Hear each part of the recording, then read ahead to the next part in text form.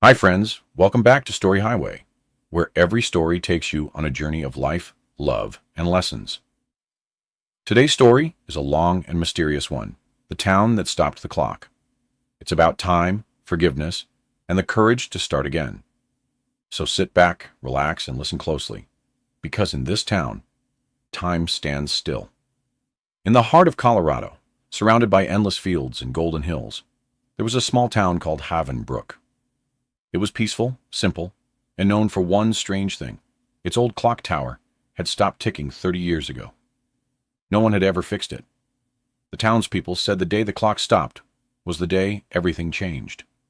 Shops closed early, laughter faded from the streets, and life just slowed down. Among the quiet residents lived a woman named Clara Wren, a school teacher in her early 30s. She had come to Havenbrook from Denver, searching for peace after losing her brother in an accident. Every day, she walked past the clock tower on her way to school, hearing only the echo of what used to be. One evening, Clara met Mr. Everett, an old man who used to be the town's clockmaker. His small workshop was filled with broken watches and dusty tools. She asked him, why didn't no one ever fix the clock? He looked up slowly and said, because time stopped for all of us that day, child. He told her the story. 30 years ago, a terrible train accident took the lives of many townsfolk, including Everett's own son. The clock stopped at the exact moment the train derailed. Since then, no one had dared to repair it. And the town, in its grief, simply chose to let time stay frozen. But Clara couldn't accept that. She believed that healing begins when we move forward. So, one weekend, she climbed the tall clock tower, wiping away decades of dust. The gears were rusted, the windows cracked. It looked like the town's heart itself had given up. With Everett's hesitant help, Clara began to restore the clock. Each evening after teaching, she returned, cleaning the gears, polishing brass, and oiling every piece. Slowly, something began to change. People noticed the lights flickering inside the tower again. Children gathered to watch, curious. When Clara asked Everett to help her fix the final spring, he refused. If that clock starts ticking again, he said softly, it'll mean my son is truly gone.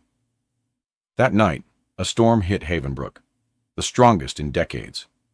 Lightning flashed, and Clara rushed to the tower to protect her work. Everett followed her, afraid she'd get hurt. Inside, the two struggled to keep the gears steady as wind shook the walls. Then in the chaos, one bolt of lightning struck nearby, and the clock's massive pendulum jolted forward. Tick-tock, tick-tock. The bell rang, echoing across the valley for the first time in 30 years. Townspeople ran outside, staring at the glowing clock hands moving again. Everett fell to his knees, tears mixing with the rain. He'd be happy, he whispered. He'd want the town to live again. The next morning, sunlight broke through the clouds, warm and golden. Shops opened early, children laughed on the streets, and for the first time in decades, Havenbrook felt alive again. Clara became known as the woman who restarted time. Everett passed away a year later, peacefully, with the sound of the clock ringing outside his window. Years after, when Clara grew old, she often sat beneath that same tower, telling children the story of the day the town's heart began to beat again.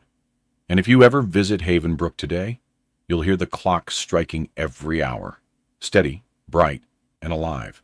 A reminder that no matter how long grief lasts, life always finds a way to move forward. So, friends, that was The Town That Stopped the Clock, a story of loss, courage, and renewal. Sometimes time doesn't heal by itself.